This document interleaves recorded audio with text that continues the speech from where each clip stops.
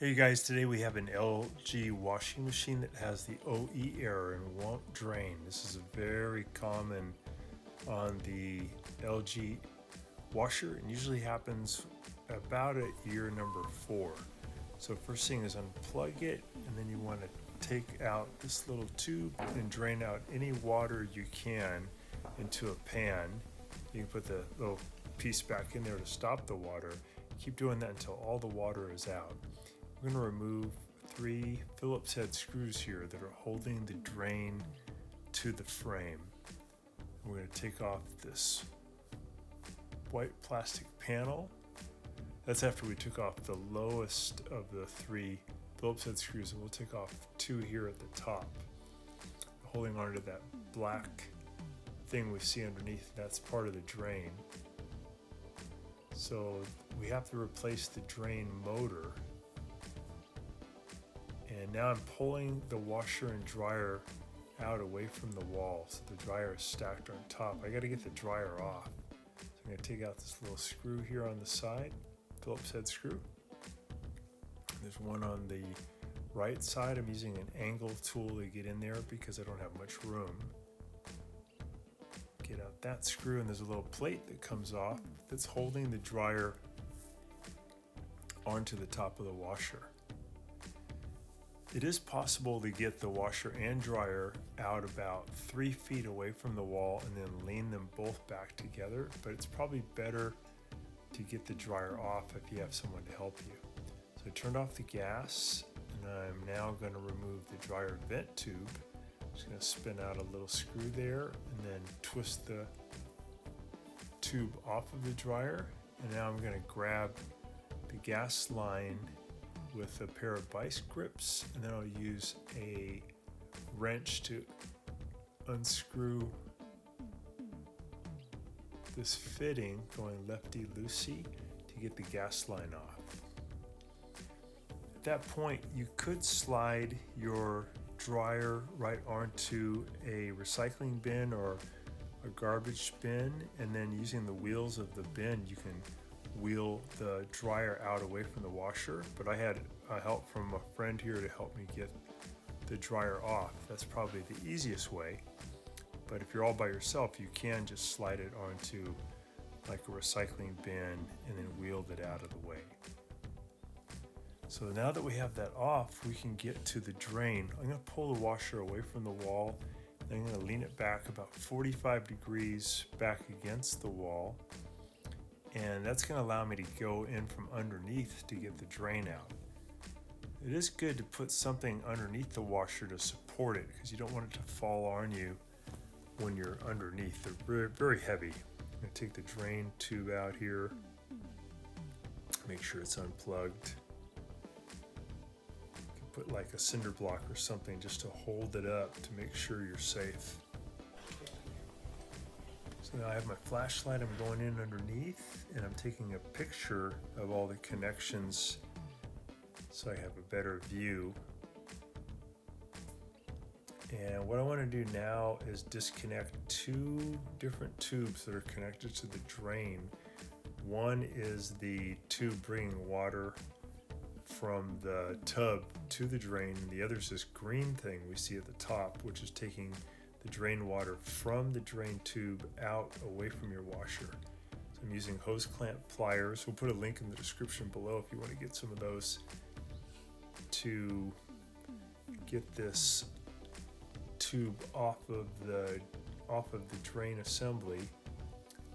And once I get this clamp off, then I can lift up and pull that tube right off.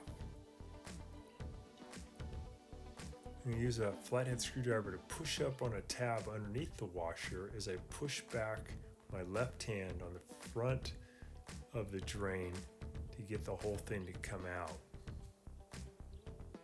So I also disconnected the big black tube that was connected to it. It was bringing water from the tub to the drain. And now I'm going to just take this power wire off of the drain. It's connected to 2 spade connectors on the back, and it's kind of routed in there. So now I've got that off. I'm going to pull these 2 power connectors off, and now Open up the new drain. There's a link in the description below for you guys. These are pretty inexpensive. I think they're only about 25 bucks. So the new impeller feels nice and tight. I'm going to use a Phillips head screwdriver to remove the 3 screws that are holding the old motor onto the drain assembly. Once I get those off, I can separate the old drain motor that's defective from the drain assembly. What happens is the impellers that spin like a little propeller, they tend to get loose and wobbly like this one. Due to age, or sometimes if like a coin comes in contact with the fast spinning impeller, that can break it loose too. But usually around the 4-year mark, it's really common for these to start having trouble. So I pried off the little cover here, the plastic cover off the old one. I'm going to put it in over the new motor. Just push it all the way in until it clicks. And then I'll put the new motor along with the cover that I just put on onto the drain assembly. You notice that it's kind of at a 45-degree angle. That's actually correct. And then I'm going to put in the 3 Phillips head screws that hold it. You want to get those screws in nice and tight so you have a good watertight connection. The other way to do this whole procedure is to take off the top panel and then take off the front panel, but it's a lot more disassembly. They do give you this nice access panel underneath the washer. If you're able to tilt it back, then you can get in there and do this procedure. So now we're going to put it all back together. We're going to put the power spade connectors back onto the new motor. You're going to make sure you really get those on tight. Make sure they're in there solid. Wiggle them on so it won't go any further. There we go. I'm going to route that wire back the way it was. And now I'm pushing the drain motor assembly back into position. I'll add those screws in that are going to hold it onto the frame. I took the little drain tube, the small drain tube, and pushed it back through the frame also. So adding in those screws. There's a little tube. There's the plastic cover. I'm putting it through. And then I'm going to put one little screw there to hold that plastic cover in position down at the 6 o'clock position. Put the little cover back in. Now I'm going to hook up those tubes again. There's the green one. That's the one that takes water from the drain out away from the washer. I want to make sure you get the spring clamp on there nice and tight. These locking pliers make it pretty easy to do. Now I get this black tube on there, and I'll use some pliers to squeeze it on that clamp and get that on nice and tight. Now bring the washer down slowly. I'll get the drain tube back into the wall, plug it in, and then we'll give it a test to make sure it'll now drain out all the water. And we'll get rid of that OE error. It goes away automatically once the drain works again. I'll set it for spin and drain, turn it on, and you can see the water pulsing out of that drain. Hey YouTubers, today we have an LG washer dryer with the OE error, which means that the drain motor is not working anymore. So we're going to fix this pretty easy to do. We got a new drain motor from Amazon. I'm going to pull the plug out. I'm going to pull open this little door here, pull out this black drain hose, and I'll let out any water that might be in there. There might be still a lot of water left in there. In this case, just a little bit left. I want to get all the water out of there before I go to the next step. Put that little plug back in, and then I'm going to take off this lower panel, open this door, There's two white screws, Phillips head screws. I'm going to take out that one and that one. And then I can get this little bottom panel off pretty easily, and that'll give me access to the pump. You can also take off the whole front panel is another way to do this. You can also take off the bottom panel below and come in from the bottom, but this is a pretty quick way. I'm prying off the left side here to get this bottom panel off. I'll pry off the right side using a flathead screwdriver. So next I can lift this white plastic panel off by lifting back and up at the same time. Get that off, and now I have really good access to the pump. I also have the washer dryer pushed back against the wall by about 45 degrees just to make it a little bit easier to get to where this pump is. You don't have to do that. Here's the pump.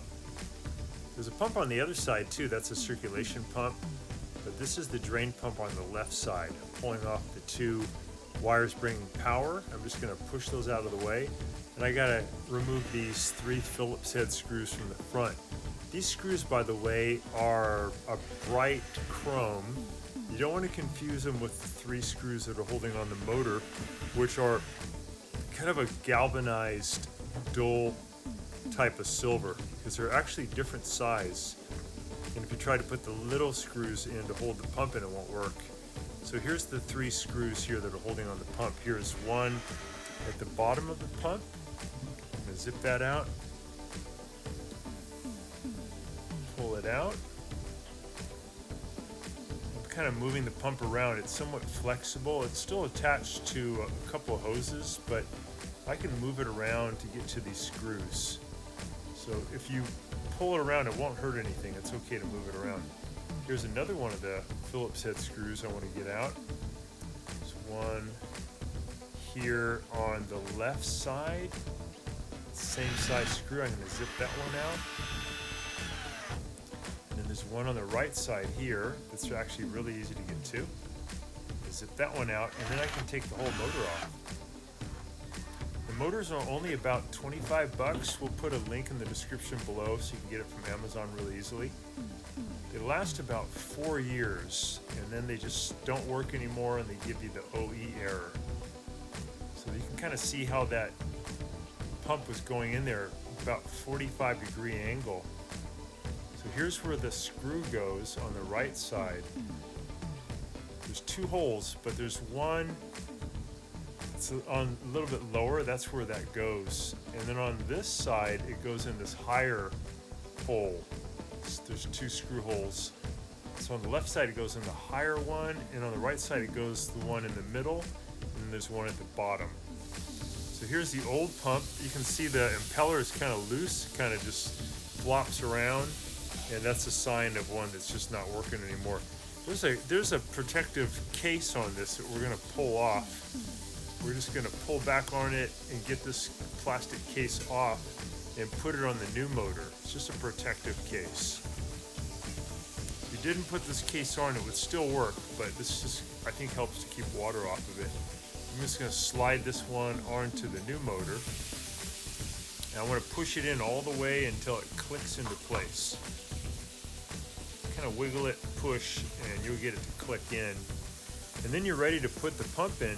Actually, we do want to take a paper towel, or I'm using just a regular old towel here, to wipe off the inside rim where the pump connects. The pump has a big O-ring, a rubber O-ring, that has to make a very good connection to the pump housing. I want to get that really clean. I noticed there was some sand in there, and that could prevent it from having a really tight seal. So I'm cleaning all that junk out of there. And that's just, again, the inside rim where the pump is going to attach. And I'm cleaning out this part, which is the pump housing. So it looks pretty good in there, pretty clean. We can go ahead and put the motor in now. So I'm going to bring that screw right into there. That's the bottom screw. I'm going to push the pump in. Remember how it was about 45-degree angle? I'm just putting it exactly where it was. And then I'll go ahead and add that one bottom screw in, the Phillips head screw, get it nice and tight. And I'll go for this one. It's the one on the right-hand side. Remember, there's 2 screws holes there. You want to use the bottom one, not the top one. Get in there really tight. And remember, you can push this pump around wherever you want it because it's somewhat flexible where the hoses are attached. You won't hurt anything. But do get these screws really tight because otherwise you'd have a little bit of a leak when the washer fills. Alright, we got it. So we do want to now get one more screw in here. It's going to go on the left hand side. Remember, there's 2 screw holes and you want to go to the upper hole.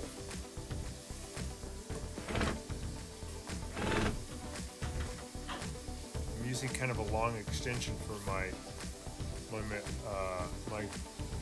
Makita drill. So I'm going to zip in this one. I'm sorry, my Milwaukee drill. Get that in there nice and tight. So we got them all tight. We got the one on the left, got the one on the bottom, one on the right. Tight. And now we can go ahead and put the pump and mount it back in to the frame. There's 3 Phillips head screws that hold that on. Remember, those are the shiny ones. I'm gonna line that up.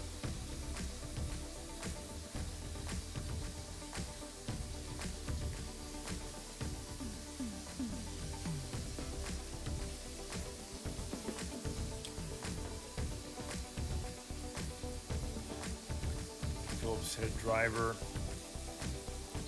And push in from the back. There we go.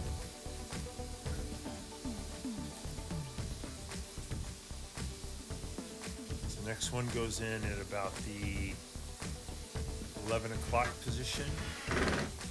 Next one goes in at the 1 o'clock position. Got those tight. So let's put on the power connectors. Those back, turn it on. I got it on the regular position and I'm letting it fill, and as I fill I'm watching the pump. I just want to make sure there's no water dribbling out of it, that there's no kind of a leak, but it looks great. So if you get those 3 Phillips head screws in there tight, you're going to be okay. Remember, don't confuse those screws with the ones that hold the pump onto the frame. The ones that hold the pump onto the frame are smaller and shiny. These are kind of a dull silver, the ones that hold on the pump. Giving it a test. Turn it on. And press the spin speed button. A high speed, turn it on. Here you go for 14 minutes. Just watching down there again just to make sure there's no leak. So another thing you could do if you had a bunch of water in your machine is you could tilt it back and just take a cup and just empty out all the water, and then you can open up this coin trap and make sure there's nothing caught in there. Sometimes you can get a sock caught in there. Pull it out, you might find a sock or a piece of underwear in there. You can push in on the back of this rubber hose here in the back just to make sure there's nothing caught in there. It looks good. Nice clear opening. You can take a pair of pliers and press in on this hose clamp and lift up, and then you can take off the pipe on the top, which is the drain pipe, and make sure there's nothing caught in there. I've seen coins get caught in there and it blocks the water. So make sure you can look up in there and there's nothing there. You can also blow in from the other side of that drain tube to make sure that it's not clogged. I'm pushing a little wire in there, make sure there's nothing caught in there.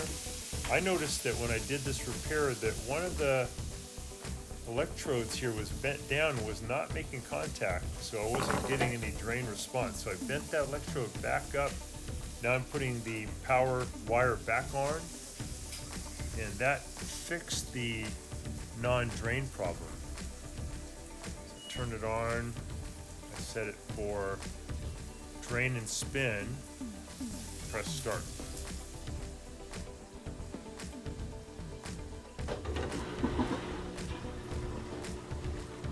We can see that water draining away. We can hear it. That's perfect.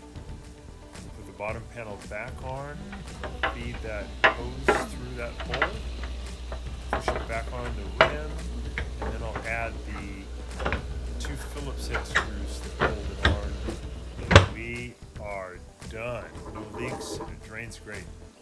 Watching our video, and please subscribe to our channel when you get a chance, and also click the little bell notification button so we can send you weekly videos on all the different ways of fixing appliances around your home and saving you lots of money.